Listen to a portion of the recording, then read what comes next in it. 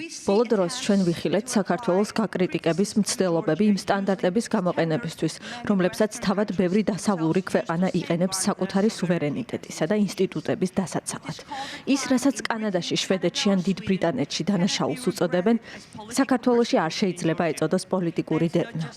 ეს არ არის მხოლოდ ორმაგი სტანდარტები. ეს არის ცინიზმი, ეს ძირს უთხრის საერთაშორისო სამართალს და ასუსტებს საზოგადოების ნდობას გლობალური პარტნიორობის მიმართ. მე ვაღიარებ, რაც ითქვა ქართული დელეგაციის წევრების მიერ იმის მიუხედავად, რომ ისინი ქართული ოცნების წარმომადგენლები არიან და დაინტერესებულ მხარეს წარმოადგენენ. მაგრამ მე მხარს ვუჭერ ჩემი ლიეტუველი კოლეგის ნათქვამს. არანაირად არ ვარ ცუდად განწყობილი არც საქართველოს და არც ქართველი ხალხის, ან თუნდაც ქართული ოცნების მიმართ. ძალიან დიდი პატივისცემით ვარ განწყობილი საქართველოსა და ქართველი ხალხის მიმართ და ვიმედოვნებ, რომ ისინი სრულფასოვან როლს ითამაშებენ საერთაშორისო საზოგადოებაში. მე მაღელვებს ის თუ როგორ ეპყრობა საქართველოს ხელისუფლება იმ პირებს, ვინც მათ არ ეთანხმება. ის თუ როგორ ექცევიან ისინი სამოქალაქო საზოგადოების წარმომადგენლებს. თუ შეუძლებელი ხდება თავისუფალი და სამართლიანი დიალოგის წარმოება, მაშინ იქ დემოკრატია აღარ არსებობს. განურჩევლად იმისა, რა კომენტარები კეთდება სადამკვირვებლო მისიის შესახებ, მე მათ ეჭქვეშ არ ვაყენებ.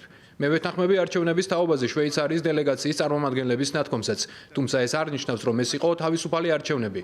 ეს არ ნიშნავს, რომ საარჩევნო უბნებზე არ ყოფილა ჩარევა, ან რომ არ იყო ზეწოლა მოქალაქეებზე. თუ კი ხელისუფლება ზეწოლას ახდენს ორგანიზაციებზე, რომლებიც მხარს უჭერენ დემოკრატიასა და სიტყვის თავისუფლებას, მაშინ ეს არის დემოკრატიული იდეალების უპატივცემულობა. თუ კი ჩვენ ამ საპარლამენტო დელეგაციაში ვერ ვედავთ ამაზე ღიად საუბარს, მაშინ ამ ორგანიზაციაში ბევრად სერიოზული პრობლემა არსებობს. ჩვენ ვიცით, რომ უამრავი მტკიცებულება არსებობს ზეწოლისა ოპოზიციონერ პოლიტიკოსებსა და კეთილსინდისიერ ორგანიზაციებზე, რომელთა საქმიანობაც ცნობილია. არ გამიგია, რომ ამაზე უარი ეთქვათ ქართული დელეგაციის წარმომადგენლებს.